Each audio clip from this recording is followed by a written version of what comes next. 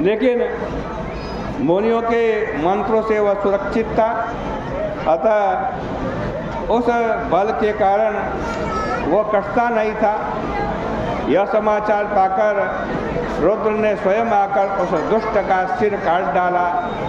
यज्ञ में स्थित सभी विरोधियों को इस प्रकार मारकर अनुचरों सहित अपने आश्रम में चले गए। कुछ जो मरने से बचे थे वो ब्रह्मा जी के शरण में गए। उन लोगों के सहित ब्रह्मा जी कैलाश में श्री शिव जी के स्थान पर गए। तब भगवान रुद्र को अनेक प्रकार की शांतिपूर्ण बातों से शांत किया। उन्हीं के साथ ही श्री ब्रह्मा जी दक्ष के यज्ञ स्थल पर गए और उन्हीं के द्वारा दक्ष के सभी सभासदों को जीवित कराया गया। तब श्री शिव जी ने प्रसिद्ध दक्ष के धड़ पर बकरे का सिर लगा दिया और महात्मा भृगु को बकरे की दाढ़ी दी।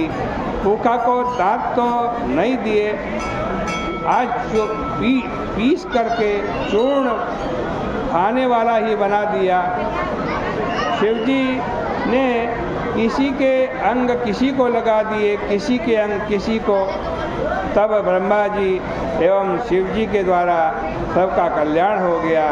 तत्पश्चात पुनः पहले की भांति महात्माओं ने यज्ञ प्रारंभ किया। यज्ञ के बाद सभी देवता अपने अपने स्थान पर चले गए। नैष्ठिक ब्रह्मचर्य व्रत पालन करने वाले हुए महातपस्वी श्री शिव जी श्री गंगा जी के तट पर पुन्नाग वृक्ष के नीचे तप करने लगे। दक्ष की पुत्री सती पार्वती जिन्होंने शरीर त्याग दिया था, वे हिमालय की पत्नी मेनका के गर्भ से उत्पन्न हुई और उन्हीं के घर में पली और बढ़ी। इसी बीच में तारक नाम का महासुर ने बहुत कड़ी तपस्या के द्वारा परमेष्टि ब्रह्मा जी की आराधना करके यह वर मांग लिया कि मैं देवता, दैत्य, मनुष्य, सर्प आदि किसी के द्वारा न मारा जाऊं। वह महाबली दैत्य शिव जी के पुत्र के बिना किन्हीं भी अस्त्र शस्त्र के समूहों से भी नहीं मर सकता था। लोक पितामह ब्रह्मा ने इस प्रकार का वर उसे दिया। उसने शिव जी को स्त्री एवं पुत्रविहीन जानकर आज तथास्तु ऐसा ही हो। आज ब्रह्मा जी ने कह दिया, यह कहकर के स्वीकार कर लिया। वर लेकर वह घर आकर उसने सभी लोगों को कष्ट देना प्रारंभ कर दिया। उसने अपने घर में देवताओं को दास नौकर, देवियों को झाड़ू आदि के लिए दासी बना कर के रखा। तब देवता लोग उससे दुखी होकर श्री ब्रह्मा जी के शरण में गए।